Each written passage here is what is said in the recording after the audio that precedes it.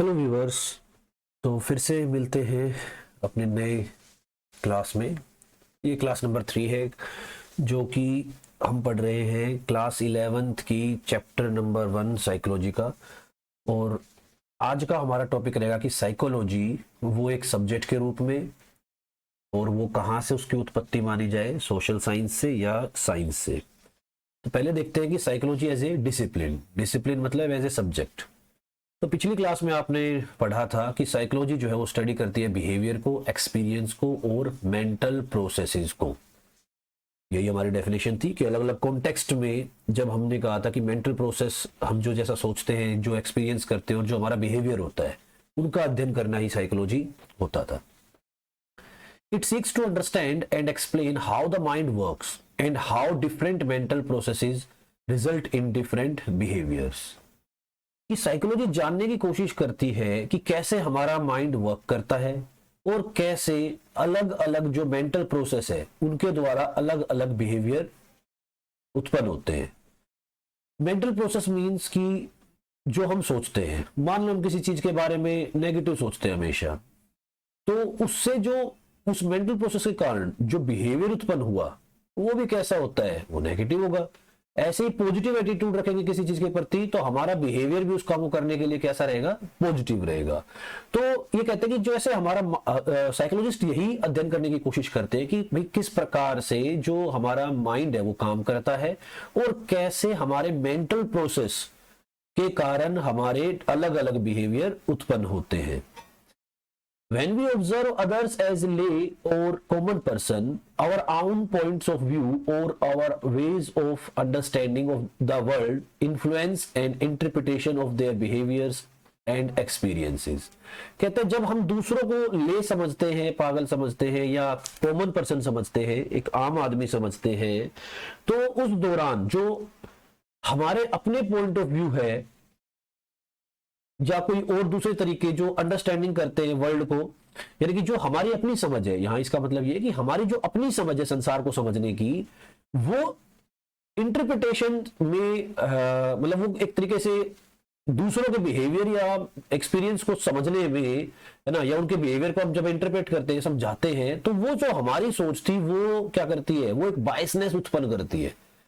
क्या मतलब हुआ यहाँ पर कि मान लो कोई एक पर्सन है, उसको मैं समझता हूँ अरे ये कैसा काम करता है यार, ये तो अंडे की रेहड़ी लगाता है, ये और वो ऐसे ऐसे है वैसे है। तो वो मेरे लिए वो जो काम था, वो अंडे की रेहड़ी लगाना, वो क्या था, मेरी नजर में वो काम नेगेटिव था। तो उसी अनुसार मैं क्या कर रहा हूं, इस बंदे के काम को अपने जो अपने व्यू है ना, मेरे अपने जो संसार को समझने की जो व्यूज थे उसके द्वारा क्या कर रहा हूं, इसके काम को देख रहा हूं। जबकि साइकोलॉजी कहती है कि आपको इस तरीके से अपने इंटरप्रिटेशंस जो है वो नहीं लेके आने दूसरे के बिहेवियर या दूसरों के एक्सपीरियंस को समझने के लिए। क्योंकि एज ए टीचर जब आप बच्चों को समझोगे तो आपके अपने पॉइंट ऑफ व्यू नहीं आने चाहिए आगे कि मेरी नजर से ऐसा है, नहीं, साइकोलॉजी के नजर से कैसा है वो देखना होगा आपको। तो psychologist try to minimise such biases in their explanation of behaviour and experience in various ways. कि साइकोलॉजिस्ट क्या करते हैं, ट्राई करते हैं कि वो कम से कम कर सके इस प्रकार के बायसनेस को, कि ताकि जो किसी भी बिहेवियर या किसी भी जो एक्सपीरियंस है उसका जब एक्सप्लेनेशन किया जाए, तो आपके जो अपने बायसनेस, जो आपके अपने जो बायसनेस रहेंगे, आपके जो अपने जो विचार रहेंगे, उनको कम से कम करना होता है। यानी कि साइकोलॉजी हम क्यों पढ़ते हैं, क्योंकि साइकोलॉजी इसलिए पढ़ते हैं कि जब हम दूसरों के बिहेवियर को या दूसरों के एक्सपीरियंसेस को इंटरप्रेट कर रहे हो, तो उस दौरान हमारे अपने बायसनेस जो है वो ना आए, हमारी अपनी थिंकिंग सामने ना आए। तो अब ऐसा करने के लिए तो भाई कहीं ना कहीं क्या करना पड़ेगा, सब्जेक्ट के साथ कुछ एक्सपेरिमेंट्स करने पड़ेंगे या कुछ ऐसे सिद्धांत बनाने पड़ेंगे जिससे हम जो सोचते हैं वो सामने ना आ पाए।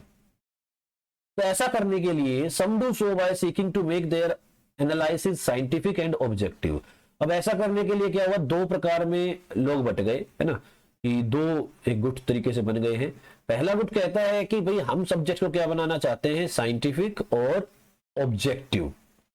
ठीक है, इसमें क्या होता है साइंटिफिक और ऑब्जेक्टिव में, बेटा साइंटिफिक सब्जेक्ट होता है या ऑब्जेक्टिव जब हम कहते हैं सब्जेक्ट को, तो इसका मतलब होता है कि जो हमने एक बार निर्धारित कर दिया वैसा ही चीजें रहे, है ना। कोई भी अगर इस सब्जेक्ट को पढ़ाएगा या पढ़ेगा तो वो सेम तरीके की फीलिंग्स उसके अंदर डेवलप होनी चाहिए। जबकि दूसरे जो है वो एक्सप्लेन करते हैं behaviour from the point of view of the experiencing person. अभी यहां का मामला तो ये था कि ये जो साइंटिफिक या जो ऑब्जेक्टिव बनाना चाहते थे, ये तो किसको रेफरेंस दे रहे हैं, ये देख रहे हैं कि जो चेक करने वाला है ना, जैसे मान लो टीचर है तो टीचर को ज्यादा फोकस कर रहे हैं। जबकि दूसरा एस्पेक्ट कहता है कि नहीं, टीचर नहीं, जो स्टूडेंट होगा है ना, जिसके जो एक्सपीरियंस कर रहा होगा, टीचर थोड़ी ना एक्सपीरियंस कर रहा है किसी चीज का, जो स्टूडेंट है जिसने पढ़ाई करी है वो जो एक्सपीरियंस कर रहा होगा उसके एक्सपीरियंस को तवज्जो देनी चाहिए। और इसका मतलब सब्जेक्ट को कैसा बनाना चाहिए, हमें सब्जेक्टिव बनाना होगा, ऑब्जेक्टिव नहीं सब्जेक्टिव, क्योंकि ह्यूमन के जो एक्सपीरियंसेस होते हैं वो क्या होते हैं, सब्जेक्टिव होते हैं।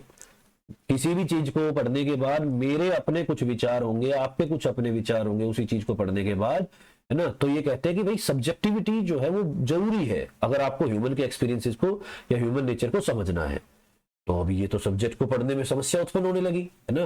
अब तो देख रहे हैं कि साइकोलॉजी कैसे बढ़ेगी, अब ये सब्जेक्ट पढ़ना हमें तो अब भाई दो प्रॉब्लम आ गई है कि सब्जेक्ट साइंटिफिक बनाया जाए, ऑब्जेक्टिव बनाया जाए या सब्जेक्टिव बनाया जाए। तो आगे देखते हैं क्या होता है। In the Indian tradition self reflection and analysis of our conscious experiences is held to be a major source of psychological understanding. भारतीय जो दर्शन है उसके अनुसार तो क्या है कि सेल्फ रिफ्लेक्शन और जो एनालिसिस होता है उसका कॉन्शियस एक्सपीरियंसेस का, ये बड़ा सोर्स होता है साइकोलॉजिकल अंडरस्टैंडिंग के लिए।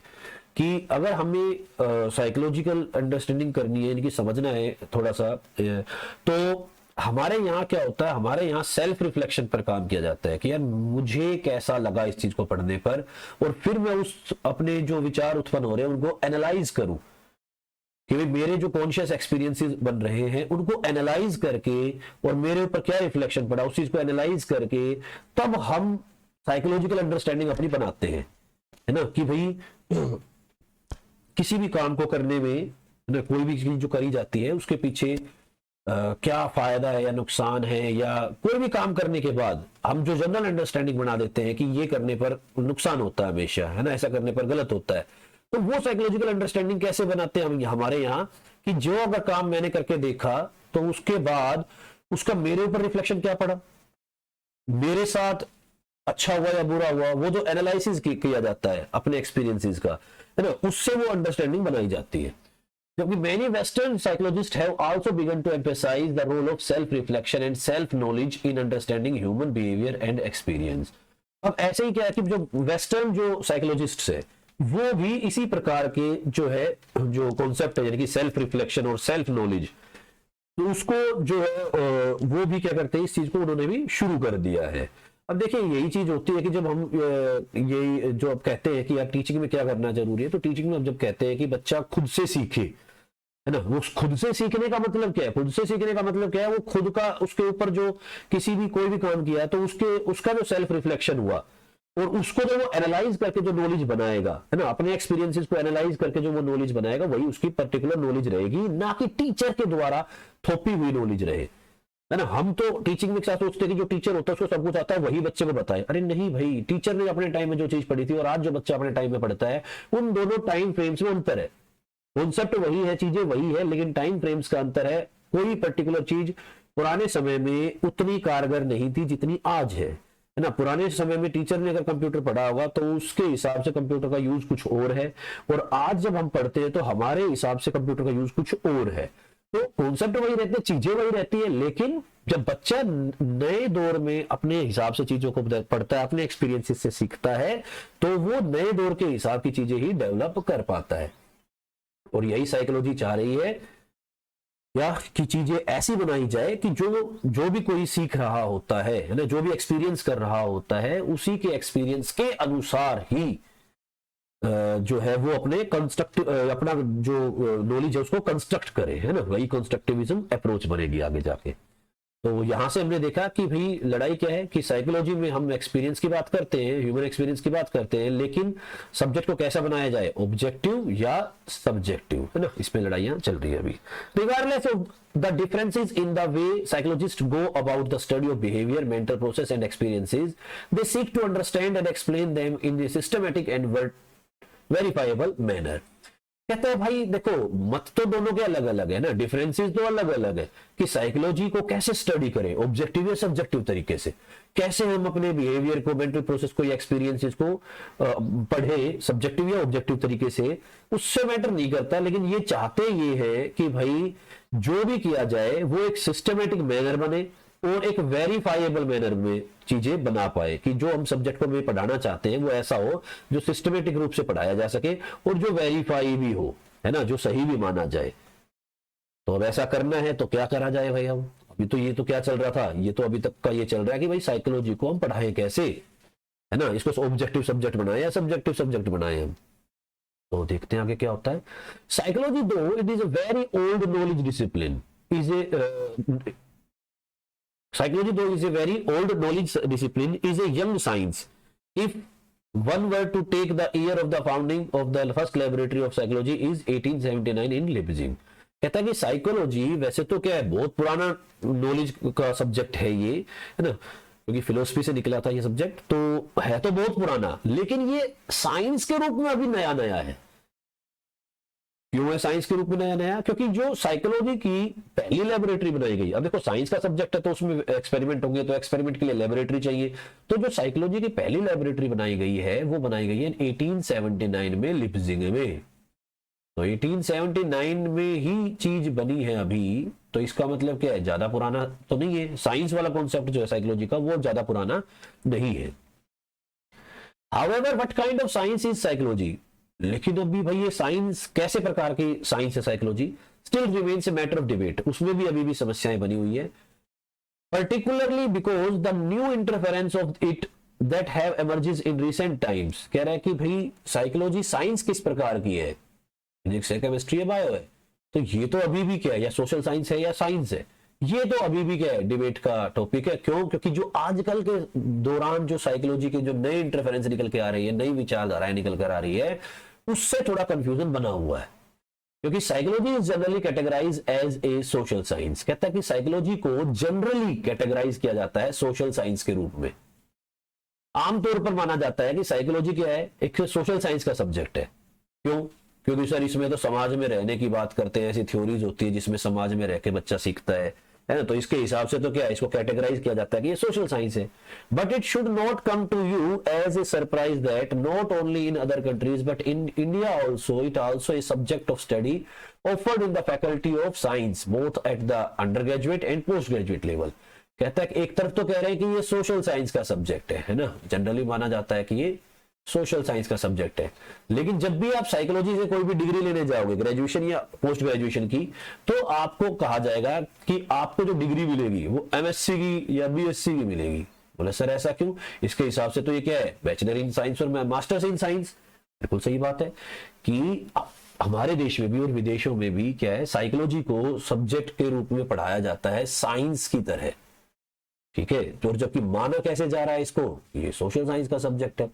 तो ये तो डिबेट अभी भी चालू रह गई, इसको क्या माने भाई। तो यही चीजें हमें अभी पढ़नी है।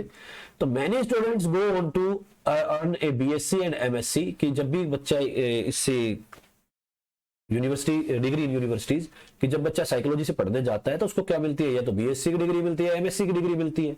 In fact two of the most sought after emerging discipline which continuously borrow from psychology are neuroscience and computer science।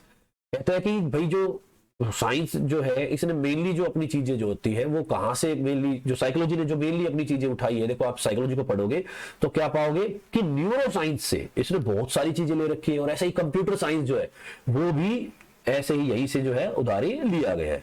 तो इसका मतलब क्या है कि ये दोनों जो सब्जेक्ट्स है ये भी साइकोलॉजी में आते हैं। अब यार न्यूरो साइंस तो साइंस का सब्जेक्ट है, कंप्यूटर साइंस भी साइंस है, तो इसका मतलब इसको क्या माने, साइंस का सब्जेक्ट मानते हैं। Some of us would be aware of the fast developing brain imaging techniques like fMRI and EEG। कहता है कि हम सभी अवेयर है किससे, दो जो टेक्निक्स ब्रेन की जिसमें ब्रेन का अध्ययन किया जाता है, वो दो टेक्निक कौन सी होती है, fMRI और EEG। ये क्या होते हैं बेटा, इनकी डेफिनेशन जो आपको याद होनी चाहिए, सॉरी फुल फॉर्म्स, कि fMRI का मतलब होता है फंक्शनल मैग्नेटिक रेजोनेंस इमेजिंग, ठीक है, fMRI functional magnetic resonance imaging, और EEG का मतलब होता है इलेक्ट्रो एनसेफेलोग्राम। इलेक्ट्रोएन्सेफेलोग्राम होता क्या है इनमें? इनमें भाई ब्रेन के स्ट्रक्चर्स का अध्ययन किया जाता है कि जब ब्रेन वर्क कर रहा होता है ना, ब्रेन कोई काम कर रहा होता है, तो उस दौरान कौन सा हिस्सा उसका वाइब्रेट कर रहा होता है या ऊपर नीचे हो रहा होता है, तो वो अध्ययन करने की, जो ब्रेन को स्टडी करने की, ब्रेन की इमेजेस को स्टडी करने की टेक्निक्स होती है एफएमआरआई और ईईजी। तो दोनों को लिख लेना अपने नोट्स में, फुल फॉर्म के रूप में पूछे जा सकते हैं।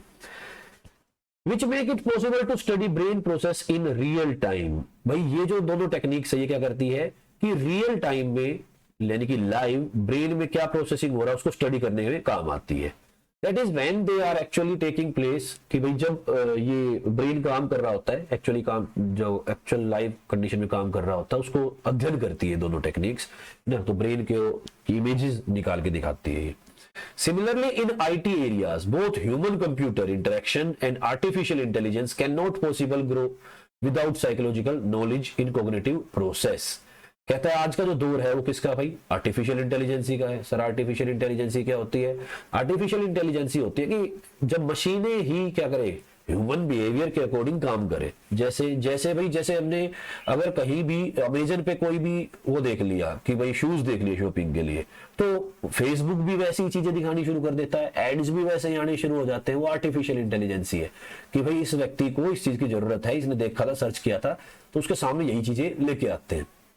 आजकल जो चल रहा है जैसे चैट जीपीटी चल रहा है, ठीक है, तो वो भी आर्टिफिशियल इंटेलिजेंसी का एक नया सॉफ्टवेयर बना है जिसमें क्या होता है कि आप कुछ भी डालो तो वो आपको वो चीज ला के दे देता है। जैसे आपने मान लो अपना नाम लिख के कि प्रिंसिपल को मुझे छुट्टी के लिए लीव देनी है, अपना नाम लिख दिया, सारी चीजें लिख दी उसमें स्टेटमेंट में, तो वो एज इट इज आपके नाम की क्या कर देगा, जो आपने कंडीशंस बताई है उसके अनुसार पूरी एप्लीकेशन लिख के दे देता है चैट जीपीटी। तो ये आर्टिफिशियल इंटेलिजेंसी है। तो अब देखो आर्टिफिशियल इंटेलिजेंसी कब काम करेगी? जब उसको प्रॉपर साइकोलॉजी की नॉलेज होगी, ह्यूमन साइकोलॉजी की नॉलेज होगी, तभी तो वो वैसा काम कर पाएगी। तो ये कह रहे हैं कि भाई जो कोग्निटिव प्रोसेसेस आज के दौर में चल रहे हैं, उसके लिए भी जो ये आर्टिफिशियल इंटेलिजेंस है या ह्यूमन कंप्यूटर जो होता है ना, वो ग्रो कब कर पाएंगे? जब उनको प्रॉपर साइकोलॉजिकल नॉलेज होगी ह्यूमन की, तभी वो बेटर तरीके से परफॉर्म कर पाएंगे। तो यहां से पता चला हमें कि भाई साइकोलॉजी की वजह से ही न्यूरोसाइंस ज्यादा डेवलप हुई, साइकोलॉजी की वजह से ही कंप्यूटर साइंस ज्यादा डेवलप हुआ, साइकोलॉजी की वजह से ही क्या हो रहा है आज के टाइम में, आर्टिफिशियल इंटेलिजेंस जो है वो डेवलप होती हुई चल रही है। तो इसका मतलब ये साइकोलॉजी सब्जेक्ट पढ़ने के बाद इन फ्यूचर आपके पास ये जो चीजें इन एरियाज में जाने के भी स्कोप रहते हैं। The psychology as a discipline today has 2 parallel streams. इसका मतलब साइकोलॉजी की आज के समय में 2 पैरेलल स्ट्रीम है, यानी कि 2 अलग अलग रास्ते हैं साइकोलॉजी के जो कि एक दूसरे के पैरेलल हैं। एक कहता है जिसमें एक में होता है जिसमें मेथड्स होते हैं फिजिकल और बायोलॉजिकल साइंस, यानी कि एक तो इसको साइंस मानता है, साइंस कौन सी? फिजिकल साइंस और बायोलॉजिकल साइंस। फिजिकल मतलब फिजिक्स वगैरह पढ़ने वाली है ना, और दूसरी क्या है? बायोलॉजिकल साइंस, यानी कि जो इंसान के ब्रेन वगैरह या न्यूरल सिस्टम को पढ़ती है। And the other which make use of methods of social and cultural science in studying various psychological and social phenomena. तो एक तो इसको मानता है सोशल साइंस और एक इसको मानता है जनरल साइंस। तो 2 अलग अलग धाराएं हैं साइकोलॉजी की, और दोनों ही ठीक होती है, एक दूसरे के समानांतर ये चलती रहती है कि आप कुछ टॉपिक्स इसमें पढ़ते हैं और कुछ टॉपिक इसके भी पढ़ते हैं इसमें। These streams sometimes converge only to drift apart and go their separate ways। कह रहा कभी कभी ये एक दूसरे से क्या होती है, लाइनें टकरा जाती है और फिर से एक दूसरे से अलग होके चल देती है। इन द फर्स्ट केस, पहले केस में यानी कि साइंस के केस में, psychology consider itself as a discipline which focuses largely on biological principles to explain human behaviour.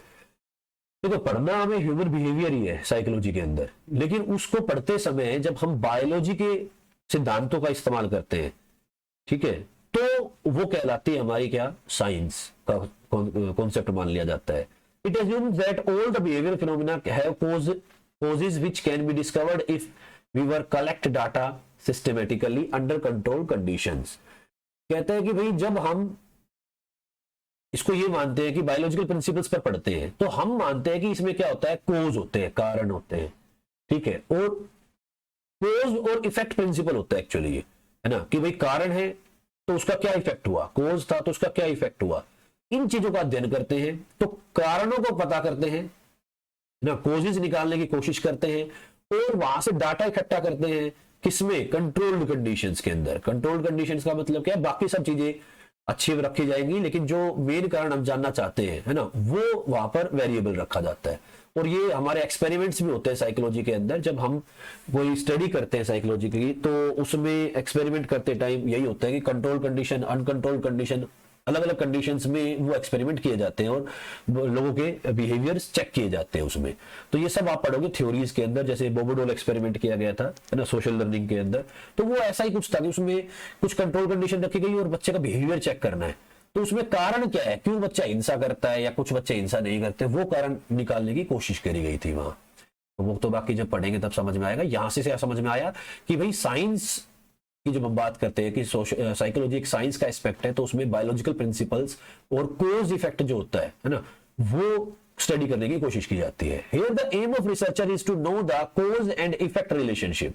कि यहां पर जो रिसर्चर होते हैं वो उनका मेन उद्देश्य क्या होता है कि वो कोज और इफेक्ट रिलेशनशिप को जानना चाहते हैं, so that A production of behaviour phenomenal can be made and behaviour can be controlled if need be.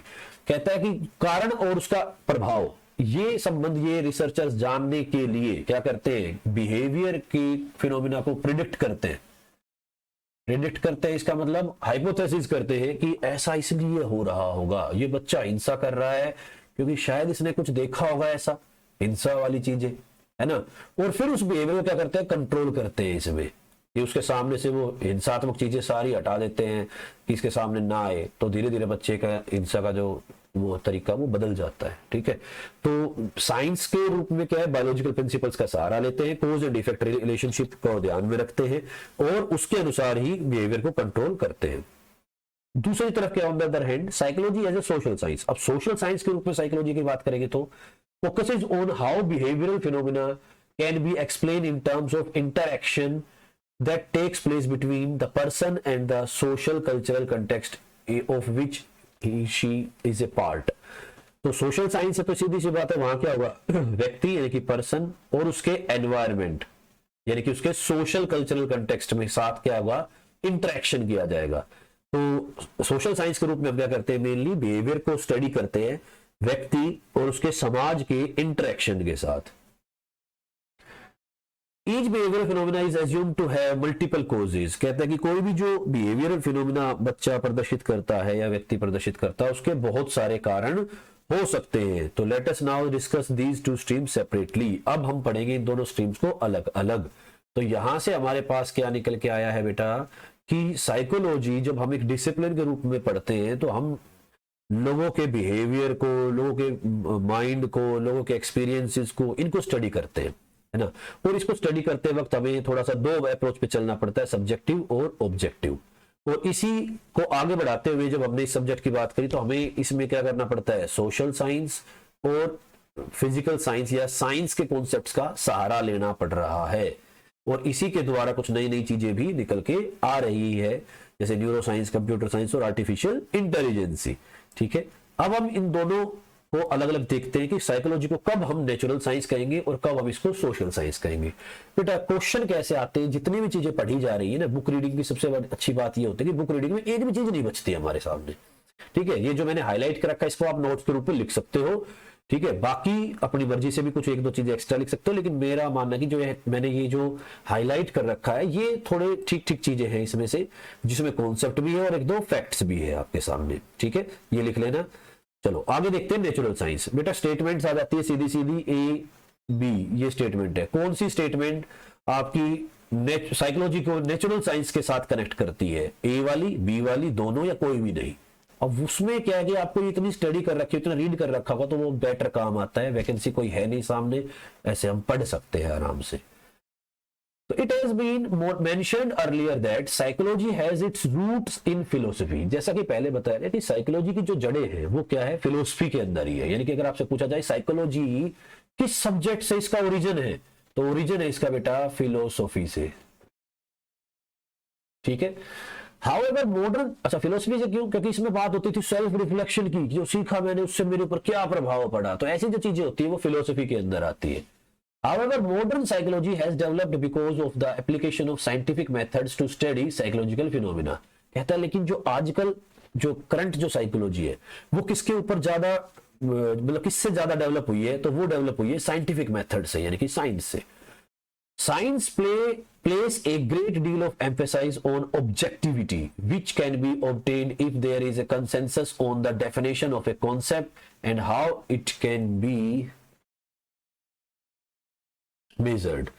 चलिए, तो ये कह रहा है यहां पर क्या कि भाई जब हम साइंस की बात करते हैं तो साइंस की खास बात क्या है कि साइंस के अंदर क्या होती है, सबसे पहली चीज होती है ऑब्जेक्टिविटी। ऑब्जेक्टिविटी मतलब बेटा एक बार जो साइंस ने डेवलप कर दिया वो माना जाएगा हमेशा, ठीक है। यानी कि ग्रेविटी की बात करी तो चीजें ऊपर से नीचे ही गिरेगी, ऊपर से नीचे ही गिरेगी, क्योंकि वो साइंस ने प्रमाणित कर चुकी है साइंस उसको। तो एक ऑब्जेक्टिविटी रहती है साइंस में, कोई भी चीज सही है तो वो सही ही रहेगी हर केस में। पानी अगर चीजों के ऊपर, पानी में कोई चीज डाली जाती है तो हमेशा ऊपर की तरफ जाती है। क्यों जाती है सर ऊपर की तरफ? इसलिए फेंकता है पानी क्योंकि आर्किमिडीज प्रिंसिपल लगता है, बायएंसी फोर्स लगती है। तो ये चीज प्रमाणित है तो है, तो वो ऑब्जेक्टिविटी साइंस के अंदर मेन चीज क्या है, साइंस का एक गुण है क्या होगा कि चीजें ऑब्जेक्टिविटी के आधार पर चलती है। वहां ये नहीं है कि मेरी मर्जी है तो मैं डुबोऊंगा और मैं ऐसा करूंगा, ऐसा नहीं होता है ना। वो साइंस के लॉज के आधार पर चलती है। और इस ऑब्जेक्टिविटी को क्लियर करने के लिए साइंस क्या करता है, कंसेंसस डेवलप करता है, यानी कि सबकी सहमति लेता है। कैसे? किसी भी कॉन्सेप्ट की अपनी डेफिनेशन देता है और उस कॉन्सेप्ट को या किसी चीज को कैसे मेजर किया जाए इसको वो बनाता है। और सॉरी, ये बनाने के लिए साइंस क्या करती है, अपने थ्योरीज देती है, लॉज देती है। तो साइंस के साथ कनेक्शन क्या है साइकोलॉजी का, क्योंकि साइकोलॉजी को क्या कर दिया गया है, साइंटिफिक बना दिया गया है आजकल। Psychology was influenced by Descartes and later on by the development in physics has grown by following what is called hypothetico deductive model. कहते हैं कि साइकोलॉजी जो है वो इन्फ्लुएंस्ड है किसके द्वारा, शुरुआत में डेस्कार्ट से इन्फ्लुएंस थी और उसके बाद जो इसमें फिजिक्स के अंदर जो भी जो डेवलपमेंट्स हुए हैं उनसे साइकोलॉजी बहुत ज्यादा प्रभावित है। और यही जो मॉडल है उसको कहते हैं हाइपोथेटिको डिडक्टिव मॉडल। हाइपोथेटिको डिडक्टिव मॉडल क्या होता है बेटा, डिडक्शन आपने पढ़ा होगा, डिडक्टिव, इंडक्टिव और डिडक्टिव दो अप्रोच होती है। डिडक्टिव होती है कि आपको फॉर्मूला मिल गया, अब इससे क्या है सारी प्रॉब्लम्स को सोल्व करते हैं। लेकिन हाइपोथेटिको क्या है, हाइपोथेटिको का मतलब क्या है, ये हमारा इंडक्टिव पार्ट होता है। इंडक्टिव हाइपोथेटिको मतलब मुझे नहीं पता कि ये फॉर्मूला बनेगा, है ना, लेकिन मुझे अलग अलग एग्जांपल है मेरे पास, उनसे मैं क्या करूंगा, फॉर्मूले बनाऊंगा, फिर फॉर्मूले से फिर से एग्जांपल को सोल्व करूंगा। तो मतलब ये है कि साइंटिस्ट पहले क्या करते हैं, अलग अलग जो उनकी परिकल्पनाएं हैं उन परिकल्पनाओं को पूरा थ्योरी बना के एक्सपेरिमेंट करके क्या करते हैं, एक लॉ बना देते हैं, नियम बना देते हैं, और फिर उस नियम के द्वारा क्या है उसकी एप्लीकेशंस चेक करते हैं, अलग अलग एग्जांपल्स में उसको वेरीफाई करते हैं। तो ये हाइपोथेटिकल डिडक्टिव, और इसी के ऊपर क्या है हमारी साइकोलॉजी भी चलती है ना। इसीलिए ये जो दोनों में चीजें हैं, इंडक्टिव डिडक्टिव अप्रोचेस, ये हमेशा पेपर में दिखती है क्योंकि सब्जेक्ट की जान यही है। तो कहते हैं कि भाई जो साइकोलॉजी है वो पहले डेस्कार्टे जो है फिलोसफर रहे हैं, और इसके बाद जो है इन्होंने फिजिक्स में जो जैसे जैसे फिजिक्स ग्रो हुई तो उसके आधार पर इन्होंने हाइपोथेटिकल डिडक्टिव मॉडल को अपनाया है साइकोलॉजी ने। और इसी के आधार पर क्या करते हैं, the model suggest that scientific advancements can take place if you have a theory to explain a phenomena. इससे क्या पता चलता है, इससे ये पता चलता है कि अगर आप किसी भी चीज को समझाना चाहते हो बच्चों को तो उसके लिए आपके पास क्या होना चाहिए, कोई थ्योरी होनी चाहिए। थ्योरी है तो आप फिनोमिना को क्या कर दोगे, अच्छे से एक्सप्लेन कर दोगे। इसीलिए साइकोलॉजी के बहुत सारे टॉपिक्स में क्या होती है, थ्योरी होती है, और उन्हीं थ्योरी के आधार पर हम डेली एप्लीकेशन में चेक करते हैं कि बच्चे ने क्या सीखा। और यही केस हो रहा है आजकल, कुछ थ्योरी के क्वेश्चन आते हैं लेकिन थ्योरी से ज्यादा आजकल क्या हो रहे हैं, फिनोमिना से क्वेश्चन ज्यादा आ रहे हैं, यानी कि एप्लीकेटिव क्वेश्चन ज्यादा आ रहे हैं एग्जाम में। जब तक सब्जेक्ट की नब्ज नहीं पकड़ोगे तब तक नहीं सीख पाएंगे। जैसे एग्जांपल बेटा इन्होंने एग्जांपल दिया, जैसे फिजिसिस्ट थे, जो फिजिक्स वाले साइंटिस्ट थे, उन्होंने बिग बैंग थ्योरी बताई। तो उन्होंने जैसे एक्सप्लेन किया कि यूनिवर्स कैसे बना, बिग बैंग थ्योरी से वो चीज समझा पाए। Theory is nothing else but a set of statements about a certain complex phenomena can be explained with the help of propositions which are interrelated। कहते हैं कि थ्योरी कुछ नहीं होती, थ्योरी के अंदर जस्ट क्या होता है, बहुत सारे स्टेटमेंट्स जो होते हैं वो जिनके अंदर क्या होंगे, बहुत सारे प्रोपोजिशंस होते हैं, अपने अपने अलग अलग concept.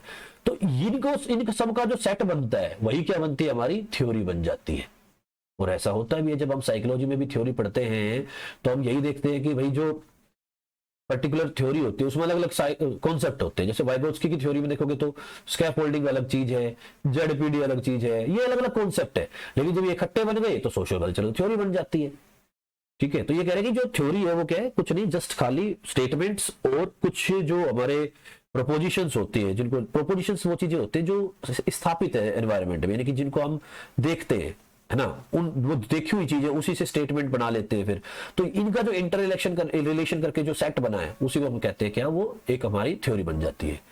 Based on theory, scientists deduce or propose a hypothesis that offers a tentative explanation of how a certain phenomena take place. इन्हीं थ्योरी के आधार पर साइंटिस्ट क्या करते हैं, डिड्यूस करते हैं या प्रपोज करते हैं हाइपोथेसिस, कि देखो हमने थ्योरी में ऐसा पढ़ा था इसलिए शायद ऐसा होता है। और फिर वो जो हाइपोथेसिस है, उन हाइपोथेसिस को क्या किया जाता है, एक्सप्लेन किया जाता है कि कैसे फिनोमिना बना होगा, है ना, कैसे ये चीजें बच्चा सीख रहा होगा। थ्योरी में पढ़ा कि हाँ कोग्निटिव डेवलपमेंट में तो ऐसा होता है ना, उसके आधार पर क्या किया, बच्चे के सामने चीजों को लेके आओगे तो उसका स्कीमा बनेगा, उसके स्कीमा से उसके मेंटल स्ट्रक्चर्स बनेंगे। मतलब बच्चा ऐसे सीखता है, उसके सामने लेके आओगे तब सीखता है। तो इस प्रकार से क्या होती है, ये तीनों लाइनें जो है इस तरीके से एग्जांपल से कनेक्ट कर सकते हो आप। The hypothesis then is tested and proved true और false based on empirical data that one has gathered. अब भाई बच्चे के सामने चीजें लाई गई और बच्चा सीखा या नहीं सीखा, क्या सारे बच्चे सीखे या बिल्कुल भी कोई नहीं सीखा, या कुछ सीख गए कुछ नहीं सीखे। तो वो जो डाटा हमारे पास आता है, उस डाटा से हम क्या करते हैं, उस थ्योरी को रिवाइज करते हैं, है ना, उसके कॉन्सेप्ट्स में परिवर्तन करते हैं। The theory is revised if data gathered point in a different direction than the one suggested by the hypothesis. कि अगर जो पहले हाइपोथेसिस बनाए थे कि ऐसा बच्चा सीखता है ना, लेकिन अगर बच्चा नहीं सीखा, यानी कि उल्टे डायरेक्शन में चली गई चीजें, तो फिर क्या करते हैं, उस थ्योरी को रिवाइज किया जाता है और फिर से उसका नया वर्जन थ्योरी का हमारे सामने आता है। कई बार बच्चे पूछते हैं कि सर कोई एक थ्योरी बता दो जिससे सारी चीज आ जाए। भाई हो ही नहीं सकता, है ना, ह्यूमन एक्सपीरियंस सबके अलग अलग है। और इससे क्या होता है, एक साइकोलॉजिस्ट ने थ्योरी दी, उसके अगेंस्ट में दूसरे ने थ्योरी दी, उसके अगेंस्ट में तीसरे ने थ्योरी दी। अब शुरुआती थ्योरीज तो 1920s के आसपास से चलती हुई क्या हुई, 1970s में नई नई थ्योरी और आ गई, नई अप्रोच आ गई, और आज बिल्कुल ही नई अप्रोच आ चुकी है ना। तो इसका मतलब क्या है कि सब्जेक्ट बेटा इवोल्व होता रहता है, नई नई चीजें आती रहती है, एक्सपेरिमेंट चलते रहते हैं। जो मैंने कहा कि समय मैटर करता है, टाइम फ्रेम मैटर करता है कि किस समय में चीजें चल रही है। पुराने समय की वो थ्योरीज ठीक थी, पियाजे की थ्योरी को आप पुराने समय की थ्योरी है वो इतनी पुरानी है, लेकिन आज देखते हो तो वो उसकी जो एजेस है वो थोड़ी कम हो गई है। जो चीज बच्चा वो जो पियाजे कहता था कि 5 साल में बच्चे में डेवलप होंगी, भाई आजकल 3-4 में भी हो जाती है। ठीक है, तो वो चीजें हमें समझनी होती है, कोई भी चीज बिल्कुल बिल्कुल सटीक नहीं होती है। यूजिंग द अबव अप्रोच, एक मिनट भाई, using the above approach psychologist have developed theories of learning, memory, attention, perception, motivation and emotion. कहता है कि इस प्रकार के से जो जो जो ये हमने कॉन्सेप्ट समझा, इस अप्रोच के आधार पर साइकोलॉजिस्ट क्या करते हैं, उन्होंने थ्योरी दे रखी है, लर्निंग की थ्योरी, मेमोरी की थ्योरी, अटेंशन, परसेप्शन, मोटिवेशन और इमोशन। तो आपसे पूछ ले भाई इनकी ये जो थ्योरीज है ये किस कॉन्सेप्ट पर आधारित है, तो ये साइंटिफिक आधार पर आधारित है ना। साइकोलॉजी की, साइंस की जो एक धारा है उसके आधार पर ये थ्योरीज या ये कॉन्सेप्ट जो है डेवलप हुए हैं। And have made significant progress, और इनमें क्या है, आगे धीरे धीरे और ज्यादा प्रोग्रेस चलती जा रही है। Till date most of the research in psychology follows this approach. आजकल की जो रिसर्च होती है साइकोलॉजी में, उनमें मेनली क्या है, इसी अप्रोच को ज्यादा फोकस किया जा रहा है, यानी कि सोशल साइंस के मुकाबले में साइंस को ज्यादा तवज्जो दी जा रही है साइकोलॉजी के अंदर। शायद इसीलिए इसको साइंस का सब्जेक्ट ज्यादा मानने लग गए हम। Apart from this, psychologists have also been considerably influenced by the evolutionary approach. कि साइंस की सिर्फ हाइपोथेटिकल जो अप्रोच है उस पर ही नहीं, साइंस की एक और अप्रोच होती है जिसका नाम है इवोल्यूशनरी अप्रोच। अब इवोल्यूशनरी अप्रोच कहां है सर, आपने बायोलॉजी में पढ़ी होगी, है ना, चीजें क्या होती रहती है, अपने आप को ग्रो करती रहती है और एडवांस वर्जन तैयार करती रहती है। जैसे इंसान है ना, बंदर से क्या हो गया, आज का होमोसेपियंस बना है, तो ये इवोल्यूशनरी अप्रोच थी साइंस की। This approach has also been used to explain diverse kinds of psychological phenomena such as attachment and aggression, to mention just a few. कह रहा है कि ये जो इवोल्यूशनरी अप्रोच है, इसी के आधार पर हम साइकोलॉजी के कुछ कॉन्सेप्ट को समझा सकते हैं, जैसे कि अटैचमेंट और एग्रेशन। ऐसा क्यों ऑब्वियसली बात है, पहले सोशल अटैचमेंट ज्यादा होता था, अब कम होने लग गया है ना। ऐसे ही एग्रेशन, गुस्सा जो है बच्चों को जो कुछ ज्यादा ही आने लग गया है। तो कह सकते हैं कि भाई ये चीजें क्या है, पीढ़ी दर पीढ़ी इवोल्व होती जा रही है और ज्यादा इवोल्यूशन इनके अंदर होता जा रहा है। ठीक है, तो दो हमने देखा, साइंस की दो अप्रोचेज हमने पढ़ी है। पहली अप्रोच थी जो मेनली फिजिक्स से निकली थी, जिसका नाम था हाइपोडिडक्टिव मॉडल, और दूसरी हमारे सामने आई है इवोल्यूशनरी अप्रोच साइंस की। चलिए अब देखते हैं सोशल साइंस के रूप में साइकोलॉजी को। Psychology is recognized more as a social science because it studies the behavior of human beings in their socio-cultural context. Psychology जो है उसको रिकॉग्नाइज किया जा रहा है एक सोशल साइंस के सब्जेक्ट के रूप में भी। क्यों? क्योंकि ये स्टडी करता है ह्यूमन बीइंग के बिहेवियर को सोशल कल्चरल कॉन्टेक्स्ट में उनके, है ना, कि व्यक्ति के सामाजिक और सांस्कृतिक जो उसका जो संदर्भ है उसमें इंसान के बिहेवियर को अध्ययन करना किस में आता है? सोशल साइंस की कैटेगरी में आता है। Humans are not only influenced by their social cultural context, they also create them. कहता है कि इंसान सिर्फ समाज जो ये इंसान है इसका सोशल कल्चरल कॉन्टेक्स्ट आसपास में, तो ये कह रहा है कि सिर्फ इसका प्रभाव इंसान पे नहीं पड़ता है कि हम ये कहेंगे कि भाई इंसान के ऊपर उसके समाज का और उसके संस्कृति का प्रभाव पड़ता है। सिर्फ ऐसा ही नहीं है, इसका उल्टा भी है। इसका उल्टा मतलब क्या है कि इंसान खुद भी चूज करता है, अपना समाज खुद बनाता है। ऑब्वियसली बात है, मेरे को अगर अच्छे दोस्त चाहिए तो मैं खुद बनाऊंगा ना, ढूंढूंगा, है ना। अगर मेरे बुरे बन गए शुरुआत में, अनकॉन्शियस वे में बुरे दोस्त बन गए, तो भाई उनका प्रभाव मुझ पे पड़ेगा। लेकिन अगर मैं आज भी अपने आपको बदलना चाहता हूं तो मैं अपने फ्रेंड को थोड़ा बदलाव कर सकता हूं उनमें, या अपनी थिंकिंग में बदलाव करके अपने आसपास के माहौल को बदल सकता हूं। तो कहता है कि इंसान इन्फ्लुएंस भी होता है सोशल कल्चरल कॉन्टेक्स्ट से और उनको बनाता भी है, उनको क्रिएट भी करता है। अब ये तो ऐसे इतनी बेहतरीन स्टेटमेंट्स है ये स्टेटमेंट्स बेटा एज इट इज पेपर में आ सकती है, आजकल के जो पेपर जो बन रहे हैं उस तरीके के उसमें। Psychology as a social science discipline focuses on humans as social beings. Psychology social science के सब्जेक्ट के रूप में फोकस करती है कि ह्यूमन क्या है, एक सामाजिक प्राणी है ना, सोशल बीइंग है। तो इस चीज के लिए बेटा एक कहानी दी गई है, थोड़ी सी आपको देखनी होगी। ये एक रंजीता और शबनम की स्टोरी दी गई है, क्योंकि सोशल साइंस को समझाने के लिए स्टोरीज तो देखनी ही पड़ेगी, वहीं से तो माइंड डेवलप होता है। संजीता और शबनम जो है वो सेम क्लास में पढ़ते हैं, although they were in the same class, they were just acquainted with each other and their lives were quite different। कहता है वो एक क्लास में पढ़ते हैं, इसलिए क्या एक दूसरे को अच्छे से जानते भी, acquainted यानी कि जानते भी एक दूसरे को अच्छे से, और एक दूसरे से अलग भी है ना, क्योंकि वो जहां रहते हैं वो उसके कारण उनके अंदर कुछ थोड़ा सा डिफरेंस भी होता है। Ranjita came from a farmer's family. Ranjita आती है एक किसान के परिवार से, उसके ग्रैंड पेरेंट्स और उसका बड़ा भाई तो जो ये सब कैसे में काम करते हैं, उनके खेत में काम करते हैं। दे लिव टुगेदर, इकट्ठे रहते हैं इन देयर हाउस, अपने घर में, गांव में ही। Ranjita was a good athlete. अब देखो परिवार कैसा है, इकट्ठा रहने वाला है ना। तो रंजीता क्या है, एथलीट है, अच्छी। क्यों एथलीट? अरे भाई खेतों में काम करेंगे तो एथलीट ही बनेंगे। And was the best long distance runner. School में क्या है, वो स्टेमिना ज्यादा उसका, है ना, लॉन्ग डिस्टेंस रनर है, सबसे best. She loved meeting people, लोगों से मिलना पसंद है, क्योंकि घर में इतने लोग हैं, आपस में बातचीत के बिना उनका मन को लगता ही नहीं होगा, तो लोगों से मिलना और फ्रेंड्स बनाना उसको पसंद है। अनलाइक हर, उसके मतलब उसके अलावा उससे अलग Shabnam lived with her mother in the same village.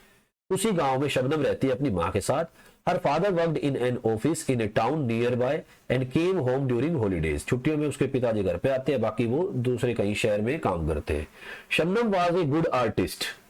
Shabnam एक अच्छी आर्टिस्ट है। लव्ड स्टेइंग होम, घर पे रहना पसंद करती है। And take care of her younger brother, और अपने छोटे भाई का ध्यान रखती है। She was shy avoiding meeting people. Shy है और लोगों से मिलना पसंद नहीं है। क्यों नहीं है भाई, वो उसका जहां रह रही है वहीं पर एक उसकी मम्मी और उसके भाई रहते हैं सिर्फ, है ना, तो अकेला रहना पसंद है। और अकेले में जब व्यक्ति रहता है तो क्या करता है, खुद से ही कोई चीजें बनानी सीखता है, तो वो आर्टिस्टिक फॉर्म उसकी है। बातें कम करती है, इसलिए क्या है, शाई है और लोगों से मिलना पसंद नहीं है। अब ये तो इनके बारे में इनका आपको पता चल गया कि कौन थी शबनम और जो है दूसरी लड़की का नाम क्या था भाई, कौन सी, Ranjita. Last year there were very heavy rain, पिछले साल बहुत तेज बारिश आई। The river near by overflowed with village into the village, कि पानी भर गया भाई, बाढ़ आ गई गांव में। Many houses in the low lying areas were flooded, बहुत सारे जो निचले हिस्से के जो घर थे वो क्या हो गए, उस बाढ़ में डूब गए। The villagers got together and organised help and gave shelter to people in distress. अब भाई लोग जो थे वो सभी इकट्ठे हुए और उन्होंने इकट्ठे रूप में एक दूसरे की हेल्प करने की सोची, और उन्होंने रहने को जगह दी, जो कि जिनके घर मतलब डूब गए थे, डिस्ट्रेस हो गए थे जो लोग, है ना, उनको क्या दी, उनको जगह दी रहने के लिए। अब Shabnam's house was also flooded, Shabnam का घर भी क्या हो गया था, डूब गया था। शबनम कौन, ये सेकंड वाली लड़की जो अकेली रहती थी। And she came to live in Ranjita's house with her mother and brother. अब वो अपने भाई के साथ और अपनी मदर के साथ कहाँ रहने आई, रंजीता के घर में रहने आई, रंजीता का घर नहीं डूबा था। Ranjita was happy helping the family and making them feel comfortable in her house. Ranjita को खुशी हुई, उसने उनके परिवार की मदद करी, है ना, और आराम से उनके घर में रहने को जगह दी। When the flood water receded, Ranjita's mother and grandmother helped Shabnam's mother to set their house. अब जब बाढ़ चली गई तब भी रंजीता के परिवार ने शबनम के परिवार के घर की मरम्मत वगैरह करी। The two families became very close, जिससे क्या हो गया, दोनों परिवार एक दूसरे के बिल्कुल नजदीक आ गए। Ranjita and Shabnam also became very good friends, Ranjita और शबनम भी क्या बन गए, अच्छे दोस्त बन गए।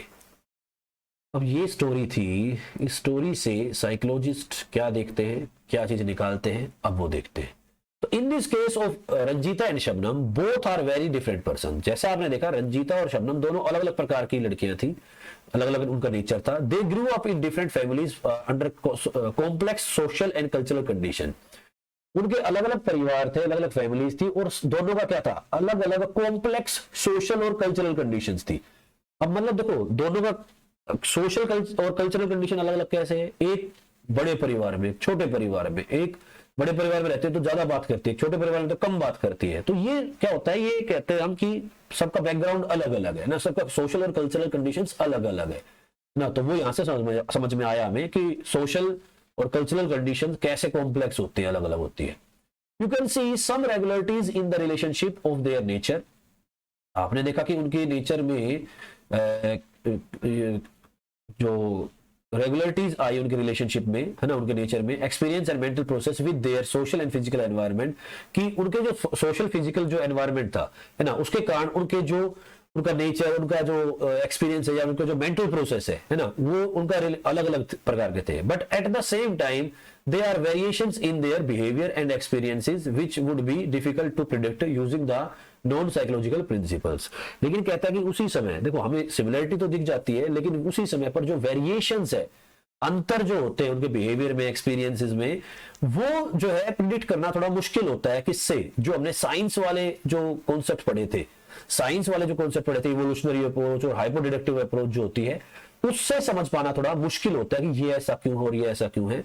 So one can understand why and how individuals in communities become quite helpful and self-sacrificing in crisis, as was the case with the people in the village of Ranjita and Shabnam. देखिए यहाँ पर क्या है, थोड़ा सा मैं वैसे समझा देता हूँ। देखिए, दो बच्चियां हैं, ठीक है, और दोनों अलग अलग कल्चर की, अलग अलग तरीके की थी। अब सामने आई प्रॉब्लम, है ना, प्रॉब्लम जब सामने आई तो भाई प्रॉब्लम में साइंटिफिक आधार पर तो व्यक्ति क्या करेगा कि ये सोचेगा कि यार मैं अपने आप को बचाऊं, इसको क्यों बचाऊं, मेरे ऊपर भी तो क्राइसिस आ सकता है और ज्यादा, इनको अपने घर में रखूंगा, इनको खिलाना पड़ेगा तो मेरे को ज्यादा समस्या होगी। लेकिन फिर भी लोग ऐसे क्राइसिस में भी एक दूसरे की हेल्प करते हैं। ऐसा लोग क्यों करते हैं? इस चीज का जवाब आपको साइंस वाली जो थ्योरीज है उनसे नहीं मिल सकता, है ना। तो इसको जानने के लिए हमें क्या करना पड़ता है, सोशल साइंस के जो कॉन्सेप्ट है उनको समझना पड़ता है। But even in that case, not every villager was equally helpful, and also under similar circumstances, not every community is so forthcoming. कहता है कि भाई जो ऐसी जब समस्या आती है तो हर जो गांव वाला होता है वो बराबर बराबर हेल्पफुल नहीं होता, है ना। ऐसी कंडीशन में हर कम्युनिटी सामने नहीं आती हेल्प करने के लिए, क्योंकि ऐसी प्रॉब्लम में सब अपने को बचाने की ज्यादा कोशिश करते हैं। In fact some time the opposite is true. और कई बार क्या होता है, इसका उल्टा भी होता है कि भाई ऐसी ही कंडीशन में सब निकल कर आ जाते हैं बाहर हेल्प करने के लिए, है ना। दूसरा कि पीपल बिकेम एंटी सोशल, कुछ लोग क्या हो जाते हैं ऐसे केस में एंटी सोशल हो जाते हैं, उनको तो लूट खसूट का मौका मिल जाता है कि बाढ़ आ गई है, ठीक है, उनका घर बर्बाद हो गए, उनके घर से जो उठा सकते थे वो सब उठा ले गए। Under similar circumstances indulging in looting and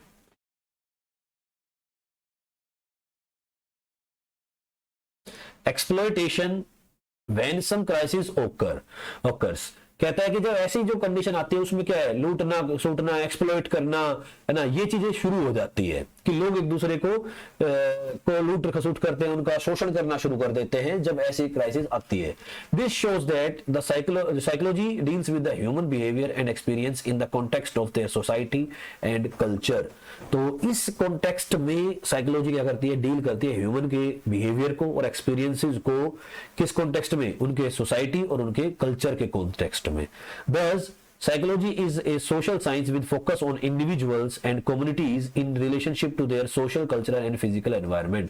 कि social science की धारा में जब हम साइकोलॉजी को पढ़ते हैं तो हम फोकस करते हैं कि कैसे कोई इंडिविजुअल या कोई भी कम्युनिटी अपने सोशल कल्चरल और फिजिकल एनवायरनमेंट में जहां वो रहते हैं उस एनवायरनमेंट में कोई इंडिविजुअल या पूरी की पूरी सोसाइटी कैसे रिएक्ट करती है, ये जब अध्ययन करना होता है हमें तो हम अध्ययन करते हैं किसका, साइकोलॉजी की सोशल साइंस वाली ब्रांच का। ठीक है, तो यहां से हमने अब तक क्या देख लिया बेटा, आपको समझ में आ गया कि साइकोलॉजी क्या सब्जेक्ट है, क्या इसमें पढ़ते हैं। तो पढ़ते तो ह्यूमन बिहेवियर को, है ना, हमारे माइंड के जो कैसे काम करता है उन चीजों को पढ़ते हैं और एक्सपीरियंसेस को पढ़ते हैं, लेकिन वो पढ़ते समय किन किन चीजों का सहारा लेते हैं कि साइंस की सहारा लेते हैं, सोशल साइंस का सहारा लेते हैं, है ना, दोनों को मिला के इकट्ठा भी पढ़ते हैं कुछ चीजों में, या एक डिसिप्लिन के रूप में कैसे जो है ऑब्जेक्टिव या सब्जेक्टिव चीजें अप्रोच करेंगे, किस तरीके से पढ़ते हैं, वो सब हमने थोड़ा सा ब्रीफ में देख लिया। अब आप कह रहे होंगे कि सर ये क्या आप पूरी थियोरेटिकल चीजें पढ़ाए जा रहे हो। बेटा थियोरेटिकल चीजें नहीं है, सब्जेक्ट की नब्ज पकड़ में आ गई तो सब्जेक्ट पकड़ में आ जाएगा, और उसका सबसे बेस्ट तरीका वहीं से पकड़ना होता है जहां से वो शुरुआत करता है सब्जेक्ट, और वो शुरुआत करता है 11th क्लास में एनसीईआरटी से। ठीक है, इसलिए ये चीजें पहला चैप्टर आपको थोड़ा सा पेशेंस से पढ़ना पड़ेगा। हाँ, उसके बाद आपको खुद को लगेगा कि हमारे तो पढ़े पढ़ाए टॉपिक्स आने लग गए कि जब आप लर्निंग पढ़ोगे, मोटिवेशन पढ़ोगे तो आपको ज्यादा मेहनत नहीं करनी पड़ेगी सीखने में, है ना। लेकिन इस टॉपिक को पढ़ लोगे कि क्वेश्चन यहाँ से भी कनेक्ट करते हैं, और थोड़ी सी मेहनत करके मेरे साथ साथ, इसलिए मैं इसको रीड कर रहा हूँ पूरा, समझाने को तो वैसे भी समझाया जा सकता था, लेकिन ये रीड करने पर बेटा आप एक एक लाइन का मतलब आप समझ पाओगे और आपके अनकॉन्शियस माइंड में वो सारी चीजें चली जाएंगी। तो वीडियोस को 2 से 3 बार जरूर देख रहा करो, ताकि 2-3 बार देखने पर हर एक चीज आपके सामने आ जाए, और उसके बाद रीड कर लो फिर उसके बाद। बस चलिए मिलते हैं अगली क्लास में।